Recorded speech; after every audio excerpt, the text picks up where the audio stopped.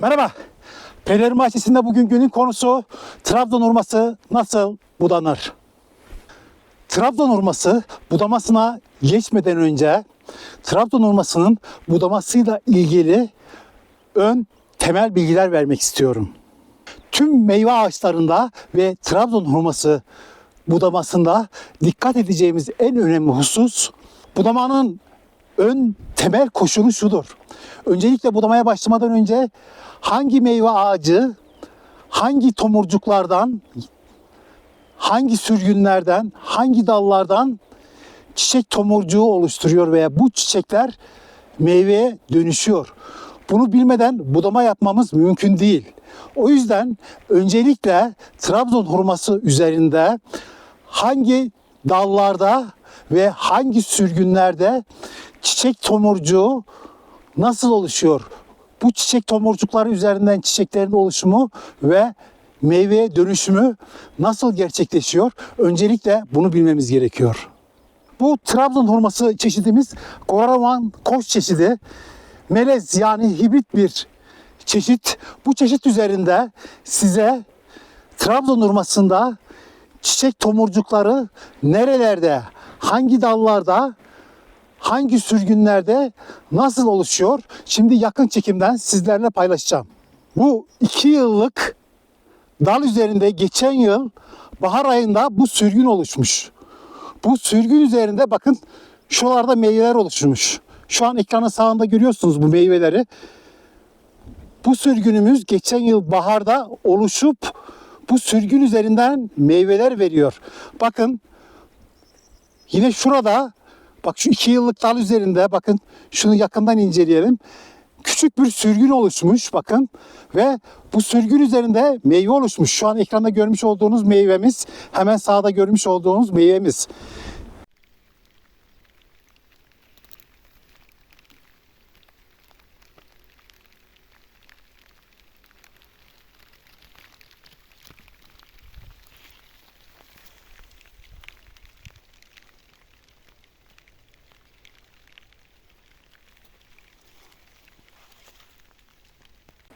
Evet, bu Trabzon hurması çeşidimiz Lehman Delight çeşidi, Amerikan hurması çeşidi. Bu Trabzon hurması üzerinde çiçek tomurcukları ve meyveler nasıl oluşuyor? Şimdi de bunu paylaşmak istiyorum. Bakın bu ana gövdemiz üzerinden bir sürgün oluşmuş. Bakın buradan geçen yıl meyve aldım. Hemen bu meyveyi ekranın sağında görüyorsunuz bakın. Geçen yıl almış olduğum meyveyi. Yani bu ana gövde üzerinden ne olmuş? Bir sürgün oluşturmuş. Bu sürgün üzerinde çiçek tomurcukları oluşarak bu çiçek tomurcukları meyveye dönmüş. Bakın aynı şekilde burada yine ana gövde üzerinden bir sürgün oluşmuş ve sürgün üzerinde ne olmuş? Meyve oluşmuş. Bakın yine burada da aynı şekilde bakın bu gövde üzerinden geçen yıl baharda bir sürgün oluşmuş. Bu sürgün üzerinde çiçek gözleri meyveye dönmüş.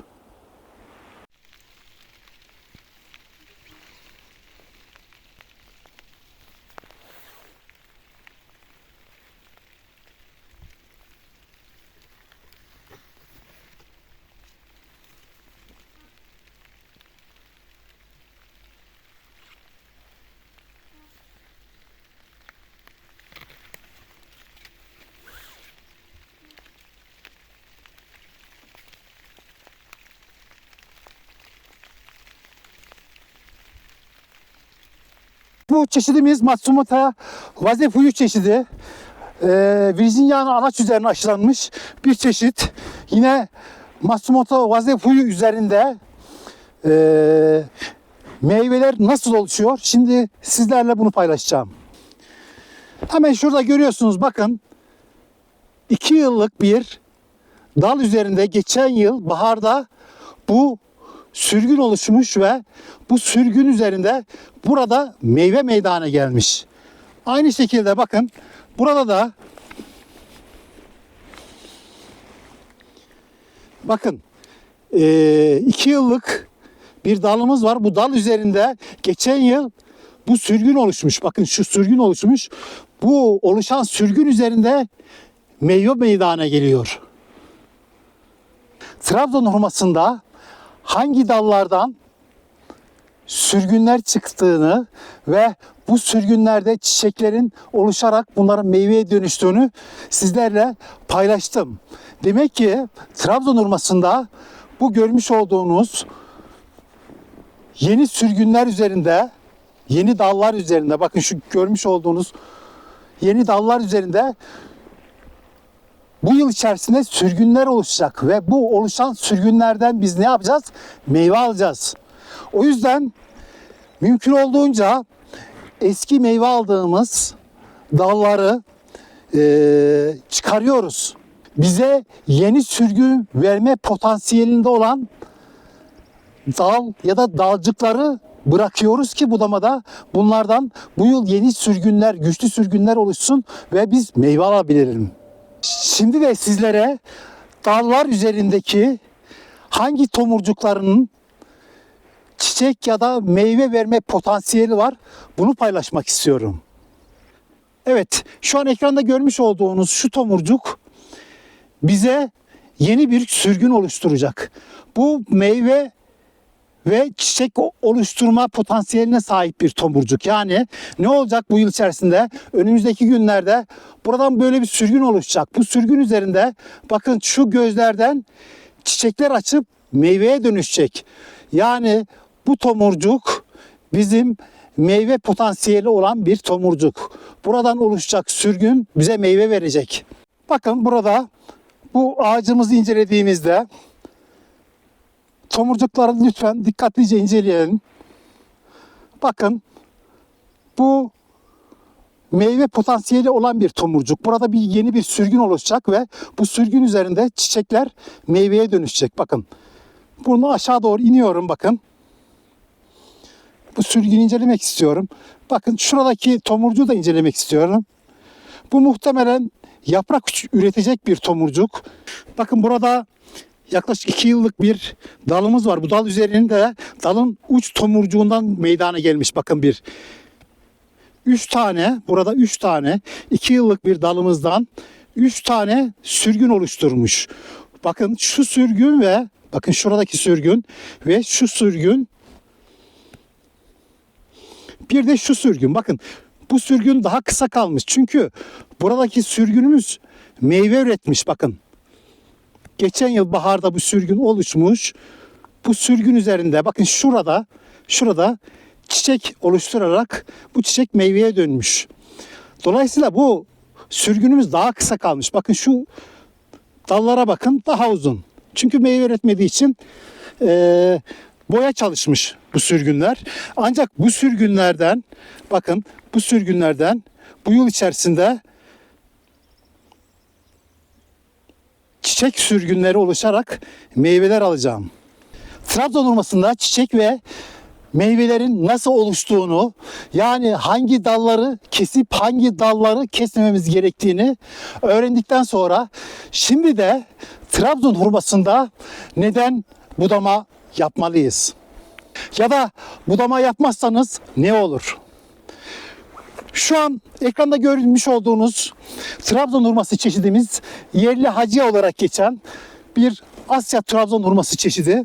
Asya Trabzon hurması çeşitleri ve melez ya da hibrit çeşitler olarak bilinen çeşitler çok daha fazla sürgün verme eğiliminde olan Trabzon hurması çeşitleridir. Amerikan hurması çeşitleri daha az sürgün oluşturur. Bir de genel olarak Trabzon hurması ağaçları diğer ağaçları kıyasladığımız zaman çok fazla sürgün oluşturma eğilimindedir. Dolayısıyla Trabzon hurmasını her yıl düzenli olarak budama yapmamız gerekir.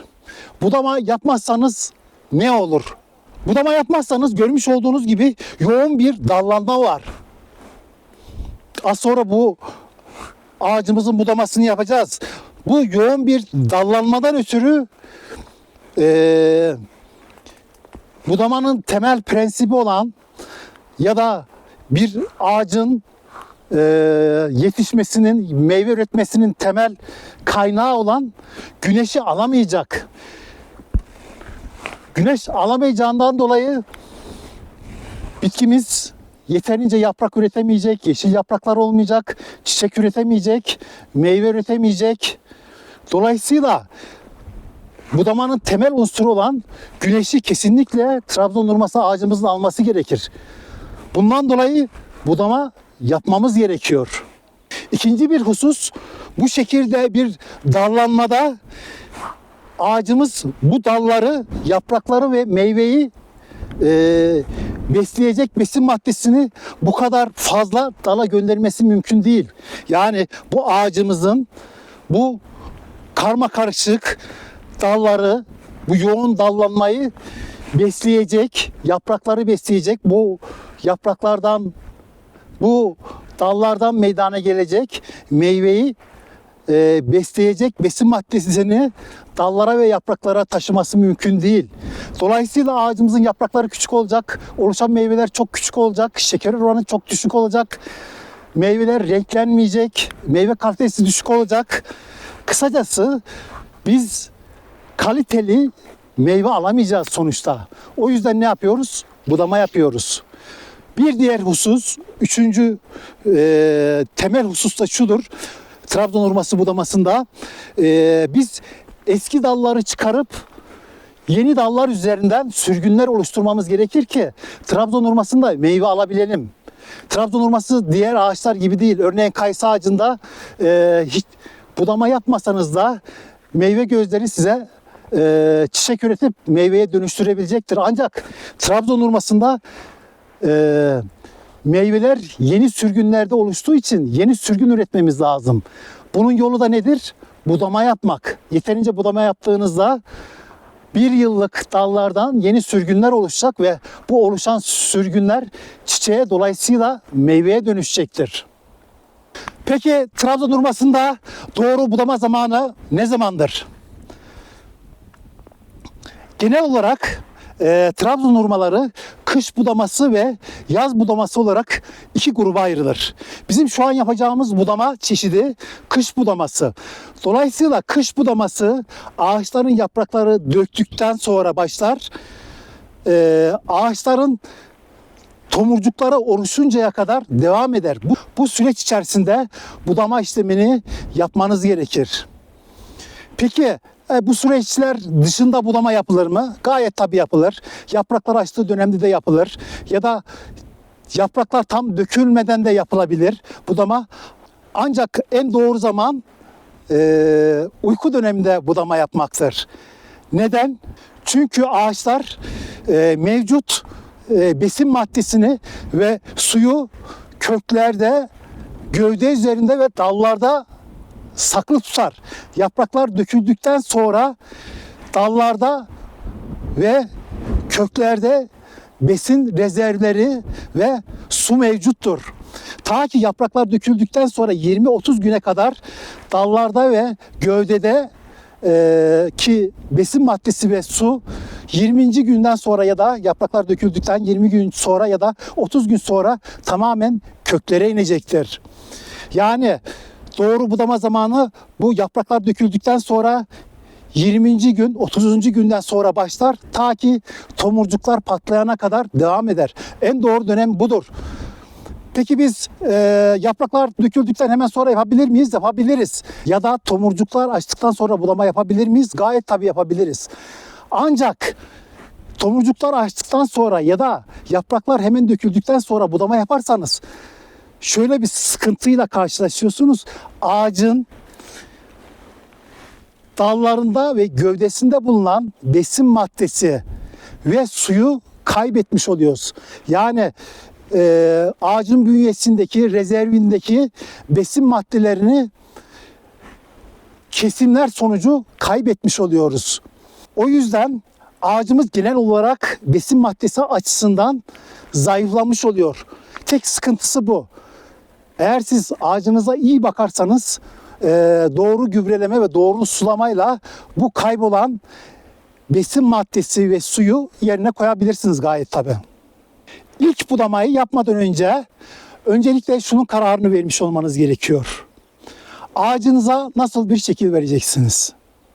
En çok şekil olarak goble ya da merkezi lider Trabzon hurmasında kullanılmaktadır. Ancak ticari bahçelerde arazi şekillerine, iklime, hava sıcaklığına, arazinin yapısı, arazinin eğimi, rüzgarlarla birlikte farklı şekiller Trabzon hurmasına verilebilir. Şu an ekranda görmüş olduğunuz goble tarzı bir budamanın üstten görünüşü. 3 ana dal bırakabilirsiniz. 4 ana dal bırakabilirsiniz.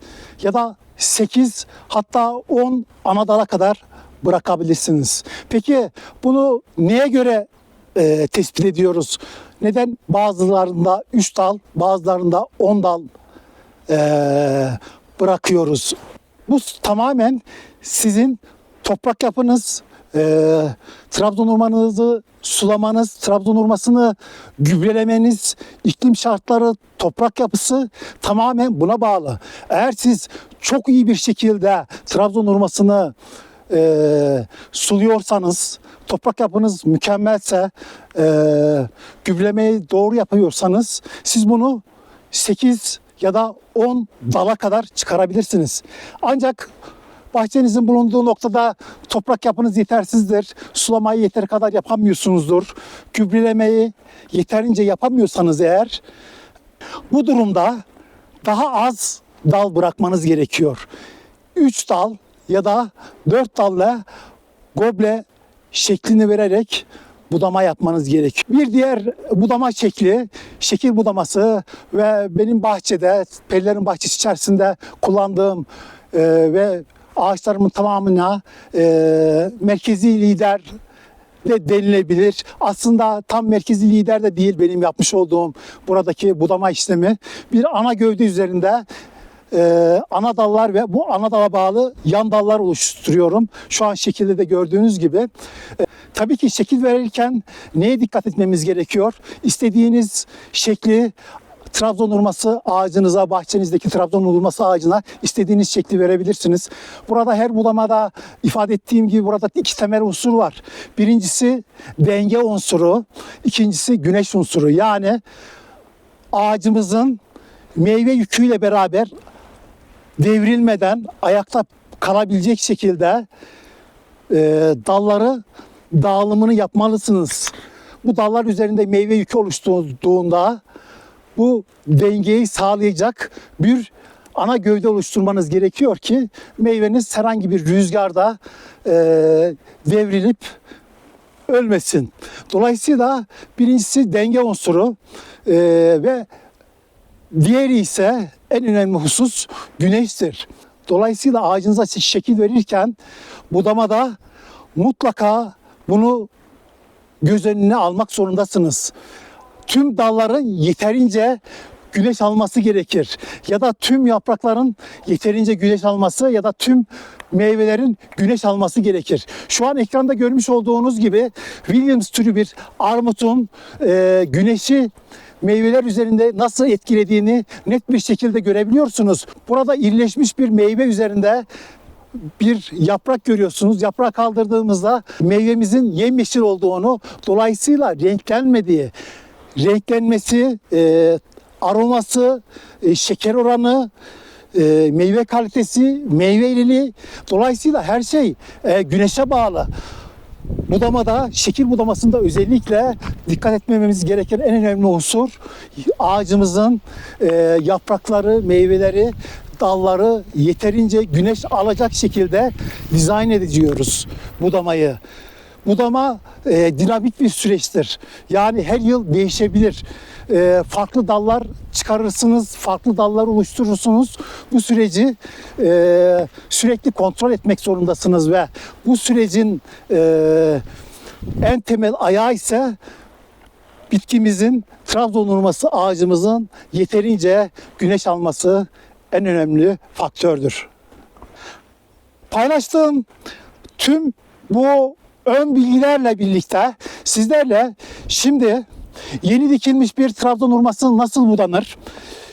1 yaşında, 2 yaşında, 3 yaşında ve 4 yaşında bir Trabzon hurması nasıl budanır? Buna geçmek istiyorum. Dikim budamasına başlamadan önce bahçemizin bulunduğu noktanın soğuğa dayanıklık değerini bilmemiz gerekiyor. Eğer bölge 6 ve bölge 7'de bulunuyorsanız ve bahçenize Asya Trabzon hurması dikiyorsanız durum farklı. Eğer bölge 8 ve daha sıcak bölgede bulunuyorsanız ya da hibrit ya da Amerikan hurması çeşitleri bahçenize diktiyseniz daha farklı bir şekilde dikim budaması yapıyoruz. Şimdi yakın çekimden dikim budamasını nasıl yapacağımızı sizlerle paylaşacağım. Evet, Trabzon hurması görmüş olduğunuz gibi bu şekilde bir Trabzon hurmamız var. Aşağıdan yukarı doğru size yakın çekimden gösteriyorum. Bakın böyle bir fidan geldiğinde ne yapıyoruz? Bahçemize dikimini yapıyoruz. Dikimini yaptıktan sonra bunun dikim budamasını yapmamız gerekiyor. Az önce de ifade ettiğim gibi eğer bahçeniz soğuk bölgelerde bulunuyorsa bakın buradan en alttan 1, 2, 3 göz sayıp buradan kesimini yapıyorum. Eğer sıcak bir bölgede bulunuyorsa 30 ya da 50 santimetre üst noktadan kesimini yaparak dikim budamasını tamamlamış oluyorum.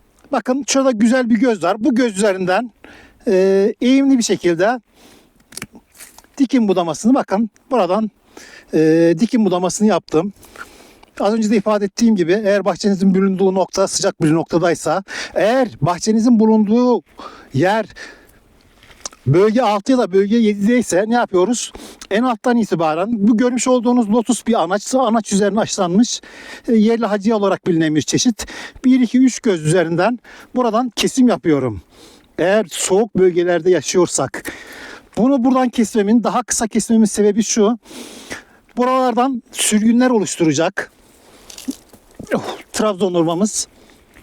Bakın 1, 2, 3 tane sürgün oluşturacak. Bizim yapacağımız en alttaki oluşacak sürgünü yetiştirmek olacak. Burada amacımız gövdenin en alt kısmından, şu en alt noktadan çıkan sürgünü yetiştirmek. Bakın şuradan çıkan sürgünü yetiştirmek amacımız. Neden? Çünkü bizim amacımız, bizim hedefimiz bu gövdenin soğuğa dayanıklı bir şekilde büyümesini sağlamak. O yüzden mümkün olduğunca şu gövdeyi kısa tutuyorum. Buradan çıkan 3 sürgünden en altta çıkan sürgünü ben ne yapacağım? Soğuk bölgelerde yetiştireceğim. Sıcak bölgelerde zaten sorunum yoktu. Buradan çıkan sürgünleri ne yapacağım? Büyüteceğim. Dikim budaması yaptıktan sonra şimdi 1 yaşında bir sürgün oluşturmuş. Yaklaşık 1 metre 20 santimetre boyunda bir sürgün oluşturmuş bir fidanımız var. Bunun budamasını nasıl yapacağız?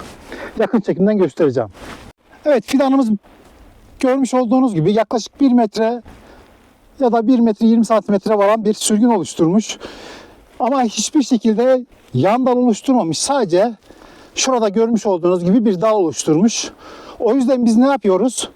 Bu şekilde uzun sürgün oluşturmuş bir yaşlı fidanımızı. Dolayısıyla biz ne yapıyoruz? Yeterince dal oluşturmadığı için buradan yaklaşık 30 santimetreden, bakın şurada da güçlü bir göz var. Şu an daha net görebilirsiniz. Bakın. Şu göz üzerinden eğimli bir şekilde kesim yapıyorum. Ne yapacağız? Buradan yine yeni bir dal oluşacak. Ve ana gövdeyi teşkil edecek. Bakın şuralardan da yeni yan dallar oluşturmayı hedefliyorum. Az önce ben ne yaptım? Şu noktadan bir kesim yapmıştım. Buradan ve ana gövdemiz bu şekilde bakın yukarı doğru çıkıyor. Bakın bu uç budamasını yapınca ne olmuş? Yan dallar meydana gelmiş. 1, 2, 3, 4, 5, 6, 7, 8 tane yan dal meydana gelmiş. Ben şimdi burada uygun olan yan dalları koruyacağım. Tepe kesimiyle başlamak istiyorum. Bakın yaklaşık 1 metre 50 santimetre civarında burada bir sürgün oluşturmuş. Şu kuru dalı kesmekle başlıyorum. Kuru dalı kestim. Bakın şuradan yaklaşık 50 santimetre yukarıdan tekrar bir kesim yapıyorum. Bakın şu noktadan kesim yapıyorum. Şöyle daha net Şöyle daha net göreceksiniz. Bakın şuradaki tomurcuğun hemen üzerinden bir kesim daha yapıyorum. Kestim.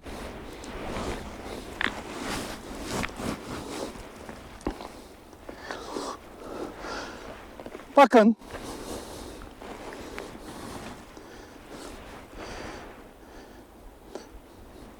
kesimimi yaptım. Ne kaldı?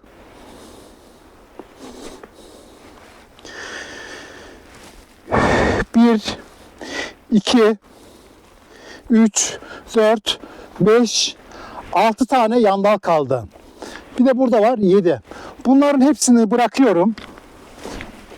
Hiçbirine dokunmuyorum. Bakın. Uzaktan da şu şekilde çekeyim. Bakın. Yandalların hiçbirine dokunmuyorum. Sadece ne yaptım? Buradan bir uç kesimi yaptım. Ne olacak bu yıl içerisinde? Buralardan yandallar elde edeceğim. Şimdi buradaki yandallara baktığınız zaman yaklaşık 1,5 metre boyunda bunların hepsini kısaltıyorum.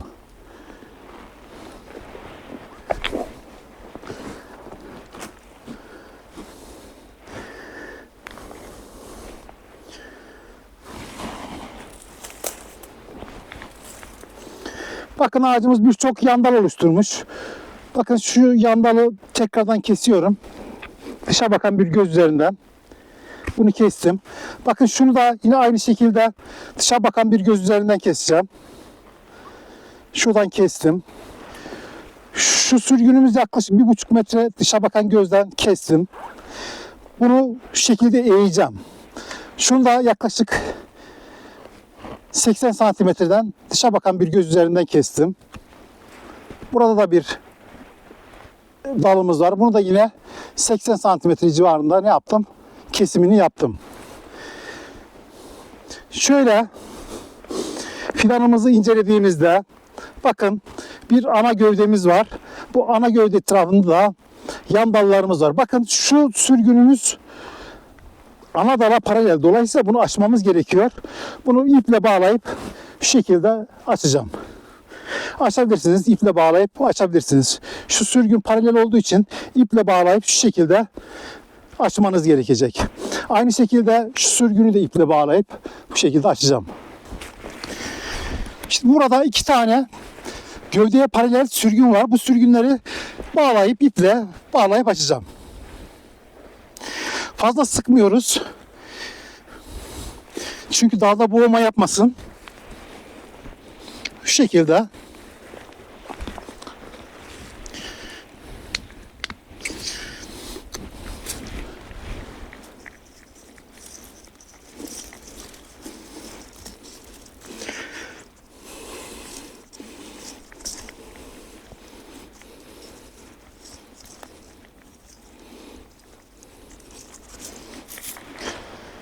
Bu dalımızı bağladım. Şimdi şuradaki dalımızı da bağlayacağım.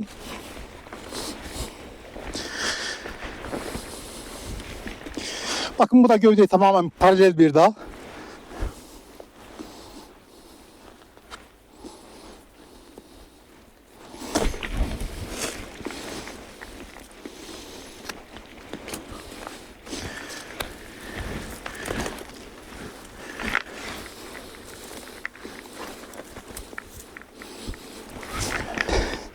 Şimdi ağacımızı inceleyelim. Bakın. Burada bir yan dallar oluşturdum. Bakın şunu bağladım, açtım. Aynı şekilde bu da gövdeye paralel olduğu için bunu da açtım. Çok güzel. Burada bakın şuradaki şu görmüş olduğunuz tomurcuklardan muhtemelen oluşan sürgünler çiçek ve meyveleri oluşturacak. Şu da aynı şekilde 2, 3, 4 ve 5 tane çok kuvvetli yan dalımız var. Bakın burada da var bir dalımız.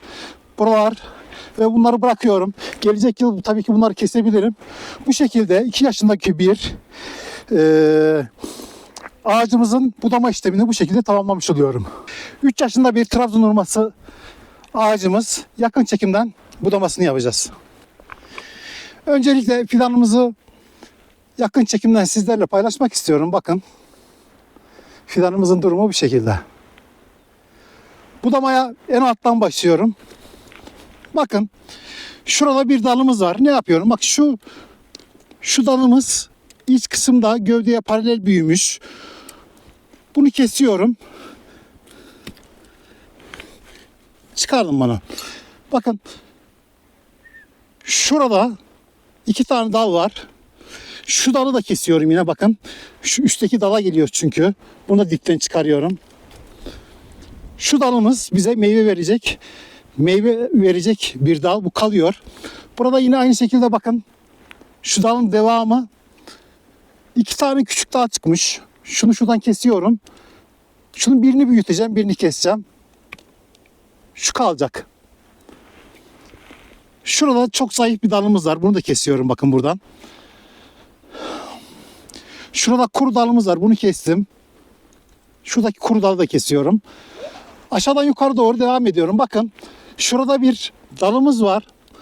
Bunu eğip kullanacağım. Şuradaki dalları kesiyorum bakın hepsine. Bak şu dalları kesiyorum bakın. Şunlar çok zayıf ve iç kısma giden ağacın güneş almasını engelleyen zayıf dallar. Tomurcuk oluşturmayacak dallar. Bakın şuradaki dalları kesiyorum. Şuraya geçtim. Bakın şu çok zayıf bir dal. Bunu da yine buradan kesiyorum dipten. Şu dalı kesiyorum. Bak şu kuru dalları kestim. Şu kuru dalları kestim. Çıkardım hepsini. Şu zayıf bir dal. Hafif bir uç kesimi yapıyorum. Gelecek yıl bundan daha kalınlaşırsa meyve tomurcukları oluşturacak potansiyelde. Şu yine kurumuş, bunu kestim. Bakın şurada 3 tane dal var. Şu gövdeye paralel büyümüş. Birazcık açıp bunların üçünü de kullanacağım. Şunu kesiyorum bakın. Şu dalı kesiyorum. Şu dalı da kesiyorum. Şunun üçünü kullanacağım. Birazcık eğeceğim yalnız. Bunlara bir uç kesimi yapıyorum. Bakın şu dalların uç kesimlerini yaptım. Şuradaki dalın da uç kesimini yaptım. Bunu gövdeye paralel az sonra iple bunu açacağım.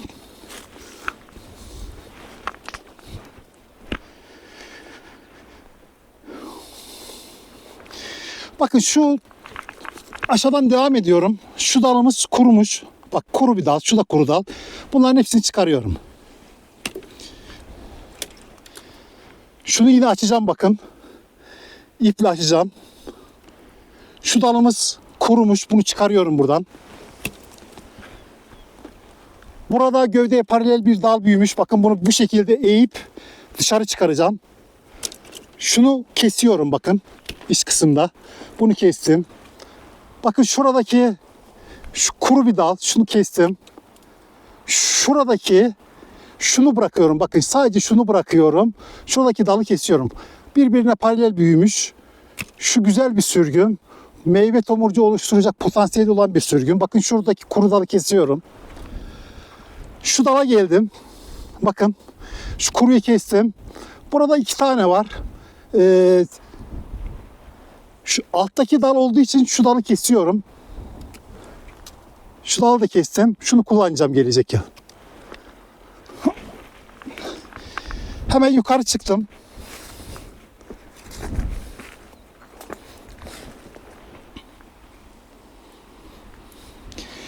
Bakın şu dal yine kurumuş. Bunu çıkardım.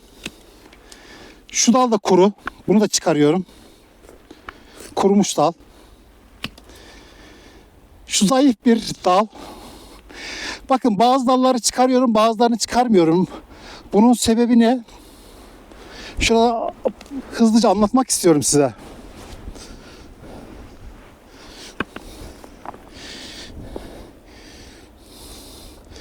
Bakın bazı dalları çıkardım. Bak şunun gibi dalları çıkardım. Değil mi? Bakın şöyle dalları çıkarıyorum, zayıf dalları. Bak şunlar da zayıf dallar, bunları da çıkarıyorum.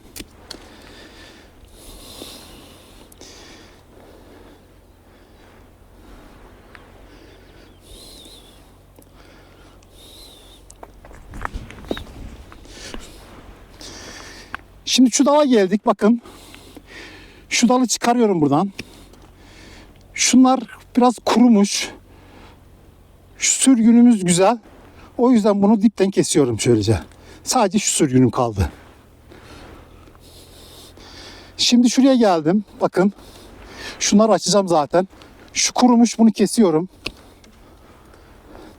Bakın şurada 2 tane sürgün var iç kısımda.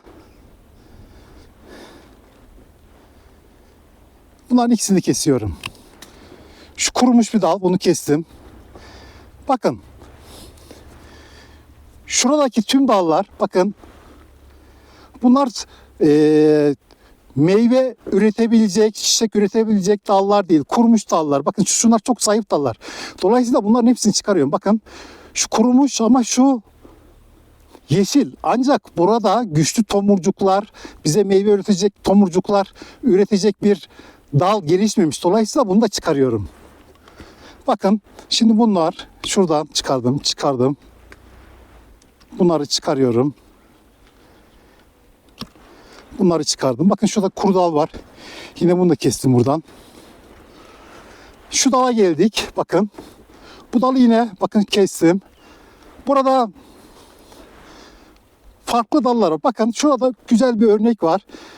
Hangi dalları bırakacağım, hangi dalları keseceğim. Bakın şu dal kurumuş. Bunu çıkarıyorum bir defa. Burada 1, 2, 3, 4, 5 tane sürgün var. Hangi sürgünleri bırakacağım? Yataya yakın. Bakın şu sürgünü bırakacağım. Bir de şu. Şu dik büyüyen bir sürgün. Bunu çıkaracağım. Dolayısıyla bakın şu dik sürgünü çıkardım. Şu sürgünü de çıkardım. Şunu da şuradan kestim. Ne kaldı elimizde? Şunla şu kaldı. Şimdi şuraya geldim. Bakın şuradaki dallanmaya bakalım. Şu ağaç üzerinde bir güzel, bak şu sürgün güzel bir sürgün. Şuralardan meyve alacağım bir dal. Dolayısıyla bu kesinlikle kalıyor.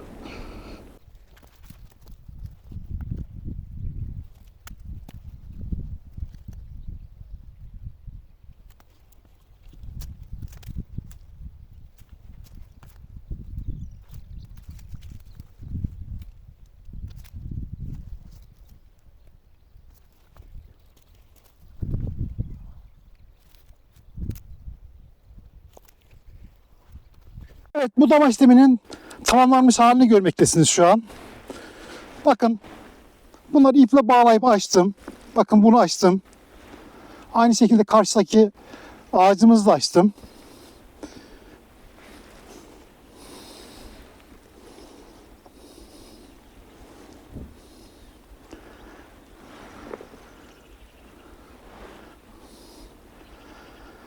Evet, gördüğünüz gibi ağacımız farklı yönlerde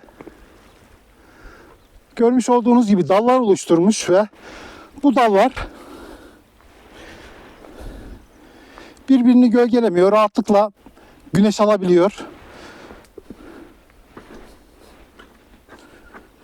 Evet, bu ağacımız 4 yaşında. 4 yaşında bir Trabzon hurması. Nasıl budanır? Yakın çekimden başlayalım. Evet, şöyle yakın çekimden size ağacımızı göstermek istiyorum. Görmüş olduğunuz gibi Trabzon hurması, az önce de ifade ettiğim gibi çok fazla sürgün oluşturan bir ağaç. Çok karmaşık gözüküyor. En alt noktadan başlayacağım budamaya. Şimdi şu en alt noktadaki şu daldan başlıyorum. Bakın ne yapıyorum? Şu dalımızın aşağıdan başlıyorum. Şu kuru dalımızı kesiyorum öncelikle. Bakın şu güçlü bir dal değil. Bize meyve verecek bir dal olmadığı için bunu kesiyorum. Bakın şu içe gidiyor. Yani güneş alamayacak bir noktada. O yüzden bunu kesiyorum. Şunların hepsini kesiyorum. Bakın şunu kestim. Şunu kestim. Şunu kestim. Şunu kestim. Ne oldu bakın. Şu dalı inceleyelim. Şöyle bir inceleyelim.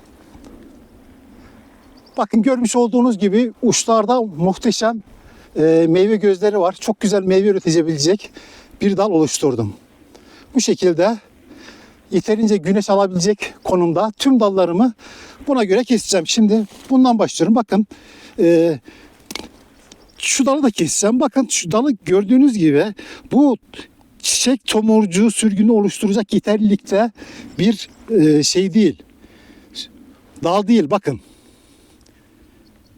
O yüzden bunları çıkarıyorum. Hiç düşünmeden bunların hepsini çıkarıyorum. Bunlara hiç bakmıyorum. Bakın şu dalda sadece şunu bırakıyorum. Bu arada güneş alabilecek bir noktada sadece bunu bıraktım.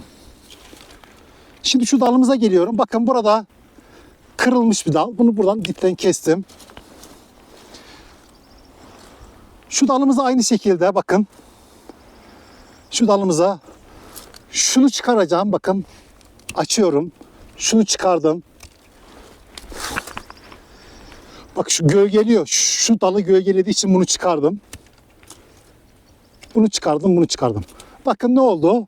Şuradan yine güzel bir dal oluşturdum. Hem güneş alacak hem de güzel meyve verecek bir dal. Hemen yanındaki dala geçiyorum.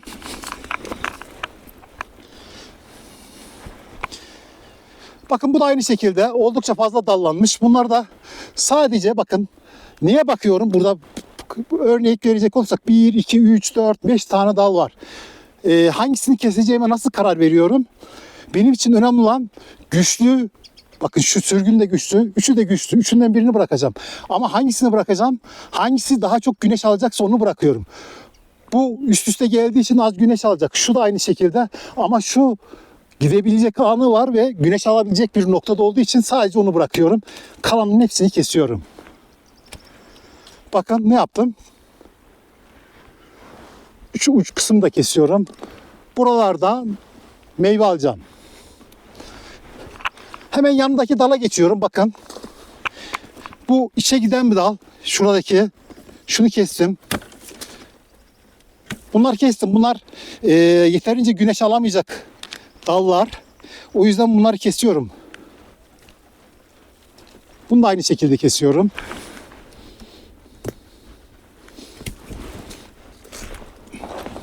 Şu zayıf bir dal. Şunları kestim. Şu kurumuş kestim. Bakın şu dalımız kaldı ve şu dalımız kaldı. Bunları da eğeceğim. Şu ikisini. Çünkü gövdeye paralel büyümüş iki tane sürgün. Onları da eğdikten sonra o dalımızın işlemi de tamamlanmış olacak. Şimdi şuradaki dalımıza geçiyorum.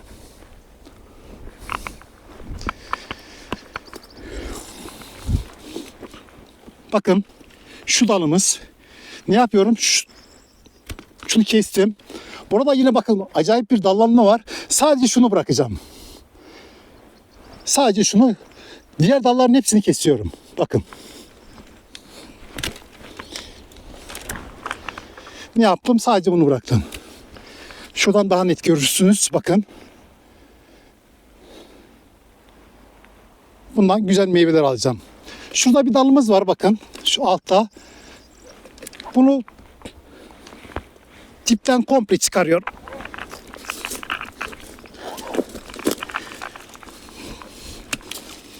Bakın bunları çıkarıyorum. Bunlar güneşimizi engelleyecek küçük dallar. Bize meyve üretmeyecek dallar.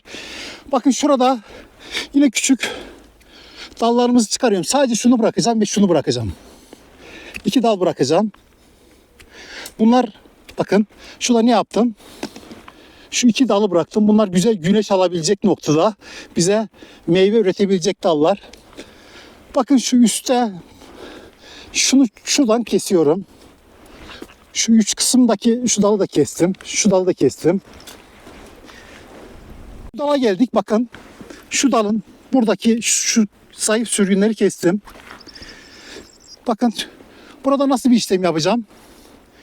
Şunu buraya şu dala geldiği için bunu kesiyorum. Şu dik büyüyen bir sürgün kestim. Bakın şu kurumuş bir sürgün kestim. Şunu da kesiyorum. Burada ne kaldı? Sadece şuradan. Güçlü tomurcuklar var meyve alacağım. Şurada da sadece şu dik büyüyen sürgünleri kesiyorum ve şu kalıyor sadece. Bakın şurada bir daha dalımız var ama bu dalı ben komple çıkaracağım. Çünkü güneş almasını engelleyecek. Buradaki kuru dalları ne yaptım? Kestim. Şimdi bakın şuralara geldiğim zaman burada 2 tane dal var. Yan yana büyümüş. Birini kesmem gerekiyor. Bunun kararını vereceğim. Şu daha güzel bir sürgün ve burada alanım var. O yüzden şu dalı kesip diğer dalları çıkarmam gerekiyor. Şunu kestim bakın. Şunu da buradan çıkaracağım. Şunu da buradan çıkardım. Bakın görmüş olduğunuz gibi buradan güzel bir dalımız oldu. Meyve üretebilecek bir dalımız oldu. Şu kısma geldiğimizde yine burada küçük bakın sürgünlerin hepsini kesiyorum. Kestim. Sadece şunu bırakacağım. Bu güçlü bana meyve üretebilecek bir dal. Şu küçüklerin hepsini kesiyorum. Bunları kestim. Bakın burada 2-3 tane dal var. Bunların hepsini keseceğim. Sadece şunu bırakacağım. Şunu kestim. Şunu kestim. Şunu da kestim. Şöyle daha net gibi gözüküyor. Bakın şurada şu dalda ne yapacağım? Şunu kesiyorum. Bakın çıkarıyorum. Birbirine değiyor çünkü. Şu dal da üst üste olduğu için bunu da kesiyorum buradan. Ben şu tomurcuk güzel bir tomurcuk. Sadece bunu bırakacağım. Diğerlerini kesiyorum. Bakın. Ne yaptım? Sadece burada güzel bir tomurcuklar var. Buradan oluşan sürgünler bana meyve verecek. Burada da aynı şekilde. Şu dalı da kesiyorum. Bakın. Şu güçlü bir tomurcuk bu kalıyor. Diğerlerini kesiyorum. Bakın şunların hepsini kesiyorum. İçtekileri de kestim. Şu farklı bir yönde kalacak. Şu da kalabilir. Yalnız şunu kesmem gerekiyor. Birbirine değecek çünkü. Şu üçü de kalabilir. Şuralarda kuru dallar var.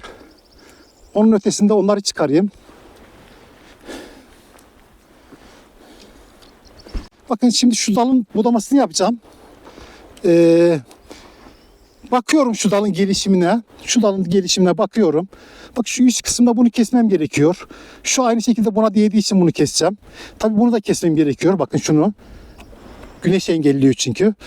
Benim bırakacağım sadece şu dal. Bakın güzel tomurcuk verebilecek, güneş alabilecek bir noktada bulunan kalan tüm dalları kesiyorum. Bakın sadece şu kaldı. Bu noktada. Şurada bir dalımız daha var. Bunun da budamasını yapıp işlemi tamamlamak istiyorum. Bakın bunu da yaptım bu şekilde. Evet, farklı açılardan Trabzon hurmasının budamasının tamamlanmış halini sizlerle paylaşmak istiyorum. Bakın her bir dalda nasıl bir budama işlemi yaptığımı görüyorsunuz. Bakın şu dalda. Bakın.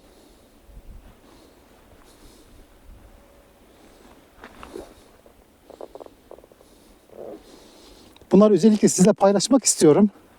Budama yaparken size çok faydalı olacağına inanıyorum. Bakın.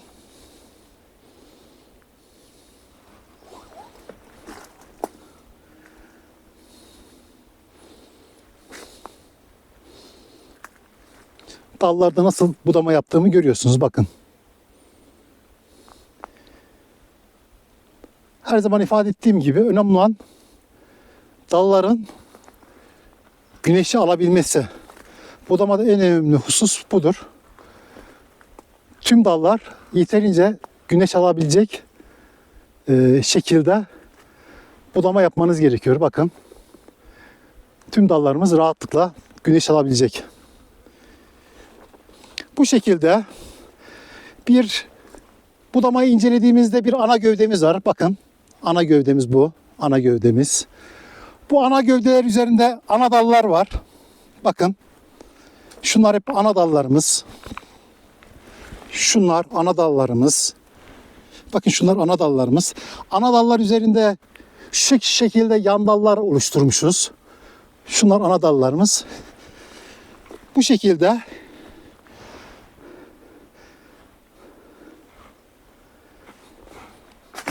hem şekil budamasını hem de verim budamasını Trabzon hurması üzerinden tamamlamış oluyorum.